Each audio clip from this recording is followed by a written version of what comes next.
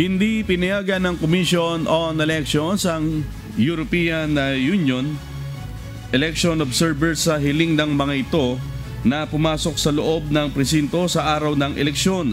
Ayon kay COMELEC Chairman George Erwin Garcia, hindi ito maaari dahil ipinagbabawal ng batas at isang election offense.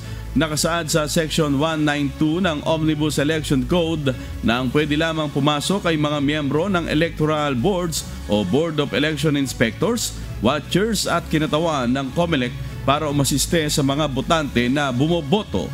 Nilinaw ni Chairman Garcia, papayagan naman silang maging observer basta wag lang sa loob ng mga presinto. Anybody can roam around, okay lang na umikot. Pero pagdating sa presinto, very specific, very clear ang batas sa kung sino lang ang pwedeng pumasok sa loob ng presinto. And again, pwede naman pong mag-watcher, pwede naman pong maging observer sa labas ng presinto. Kasi nakikita rin naman kahit ng media ang nangyayari sa loob ng presinto.